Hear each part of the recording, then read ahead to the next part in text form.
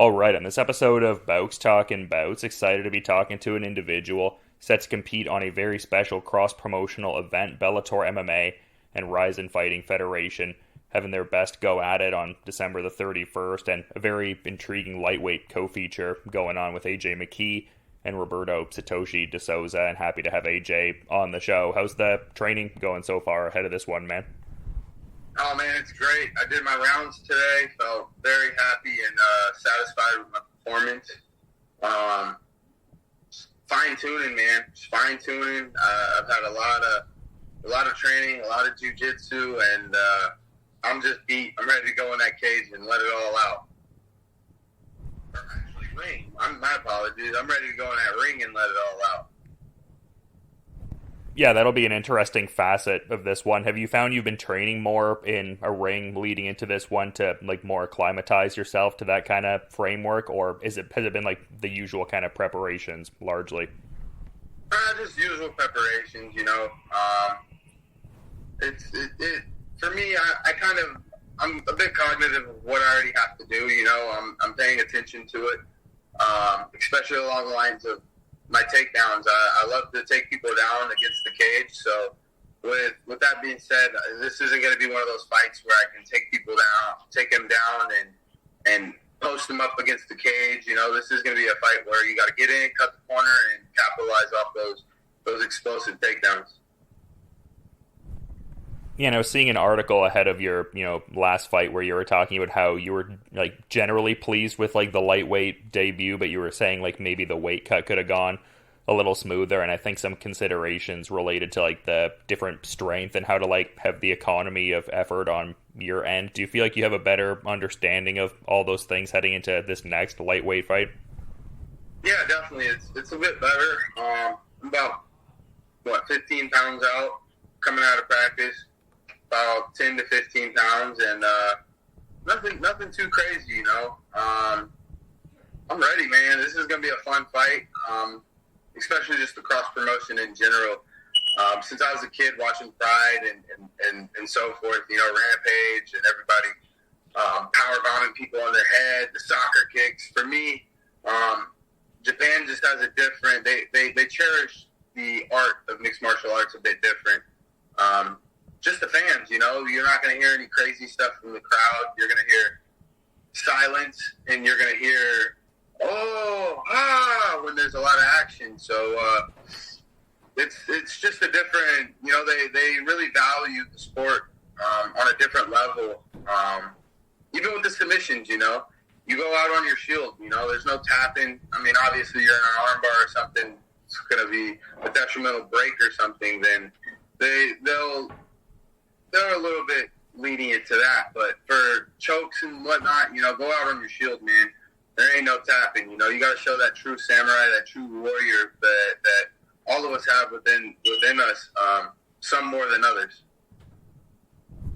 Yeah, and you've been such like a Bellator stalwart, like beginning your pro career with them, and have fought like exclusively under that banner. Like, as much as this is like a co-promotional effort, is there like an exciting kind of component just with it being like new scenery, like we're talking about it being in a ring, and obviously like some of the facets of the, you know, differing rule set and stuff like that? Does it feel like kind of a mixture of that, like familiar but also like a brand new kind of thing in a sense? Kind of, you know, just the soccer kicks, the knees, the soccer kicks, the knees to the grounded opponents. These are things since I was a kid I've kind of dreamed of throwing. And fighting in Japan, man, it's surreal. It's a dream come true, and I'm looking forward to it. You know, I got to go out there and redeem my father, and when he broke his orbital, when he fought Aoki. So I'm looking forward to showing the Japanese fans and their culture of what the McKees are truly about.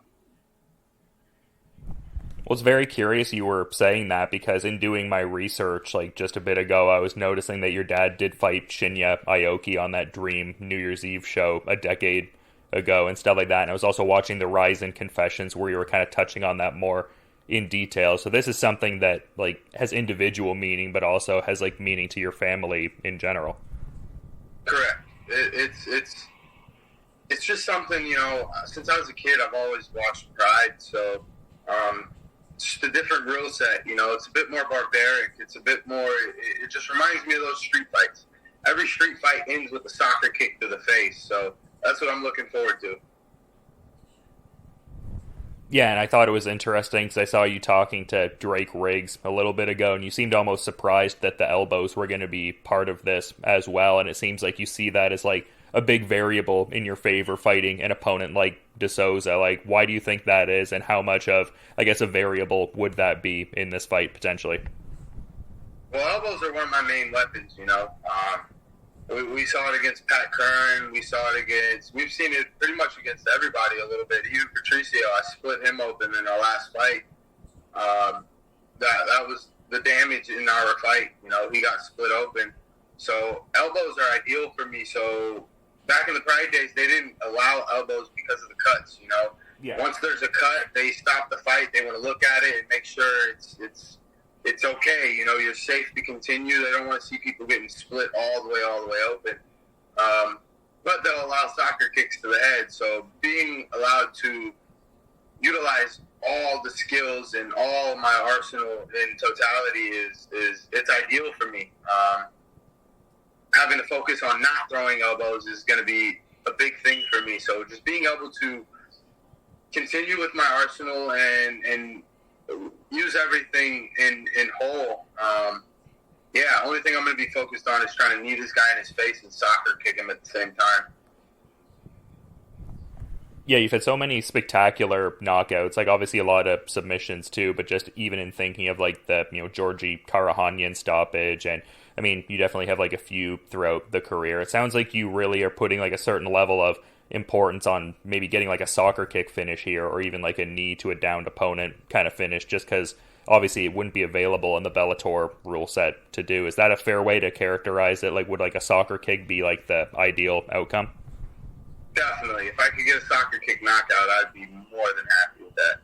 That's something on my highlight reel. They'd be like, "Oh my God, he kicked him in his face and he was down." Like it's a bit more barbaric, and it just shows the true just instincts of a fighter when they're in there. How you're able to adapt under new rules, under new circumstances, and yeah, that's what I'm geared up for and looking forward to.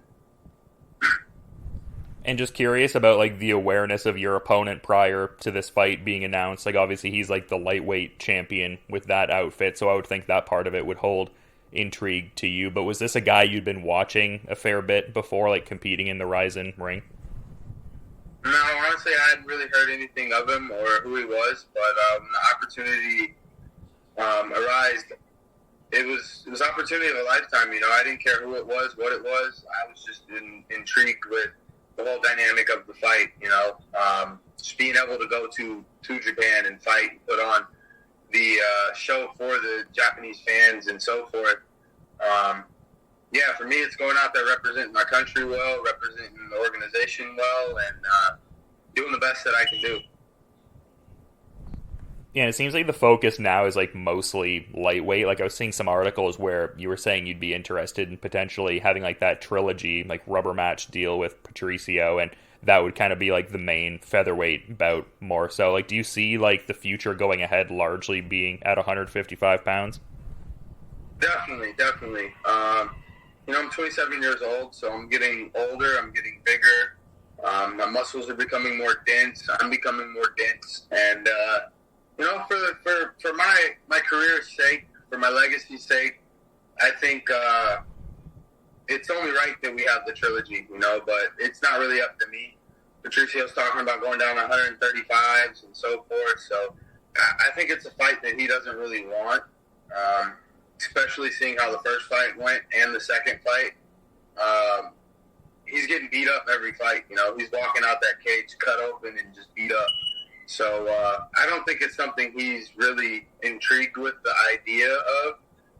And for myself, though, it's only right. The fans want it, I want it, and I don't know if he wants it, but I don't really care what he wants. Yeah, and obviously, like, very much excited in many regards to compete on this event, as we've been talking about. But Patricio is, competing on this event too, taking on Kleber Koike, a teammate of Roberto de Souza's. Like, is there even like a peripheral awareness of that fight just with like the history like with him that I outlined, or is it just like blinders on for this co-main event fight you're in? It's blinders on. You know, you got to stay focused on the task at hand, and Robert's the man right now. So once I get through that, then we'll see what happens, and hopefully we can get that lined up with Patricio.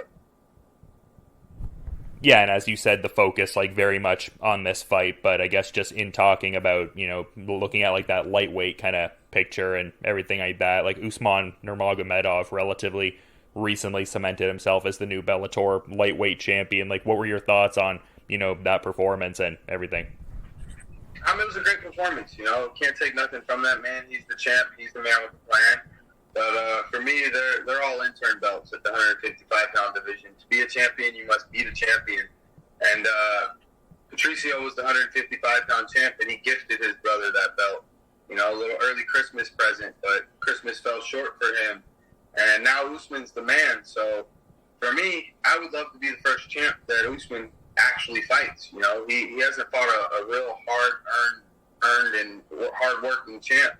And I think it's the fight that everybody wants to see as well. You know, we both have great wrestling, great jiu-jitsu, and I think I have the advantage on the feet. So it's just going in there and you know, they're in the talks of a 155-pound tournament. So for me, $1 million is enough motivation to go in there as a dark horse. I don't really care.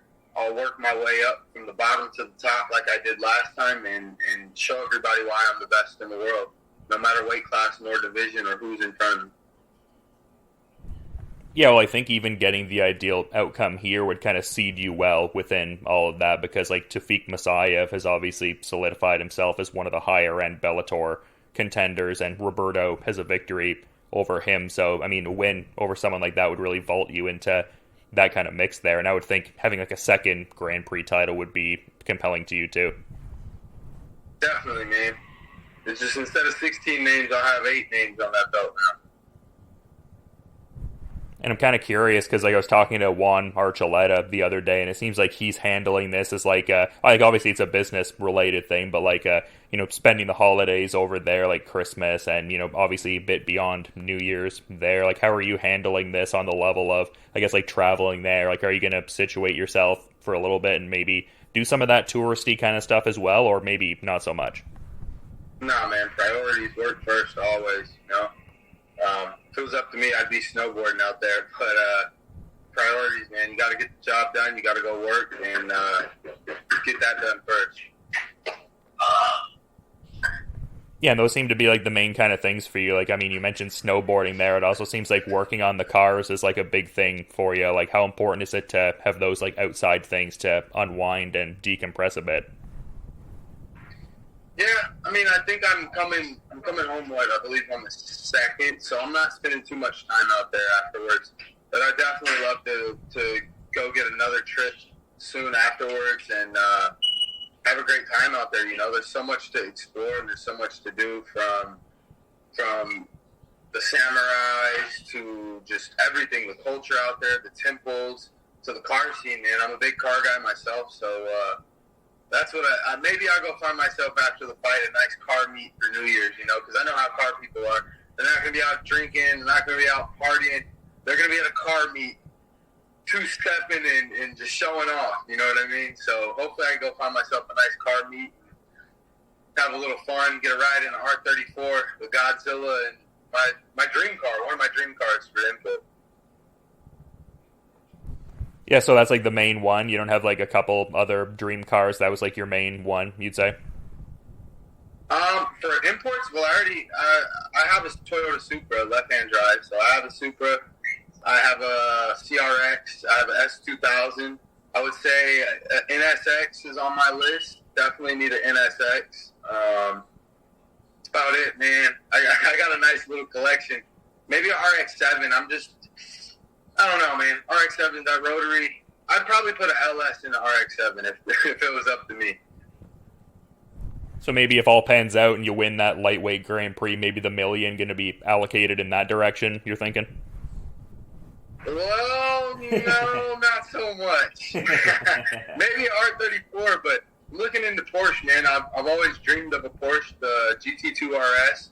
The GT3s are cool, but the GT2 RS, you know, Porsche is just the perfection of excellence. I can relate a lot within my craft, and you know, that's why I call myself the Floyd of MMA, is just having that perfection in the sport.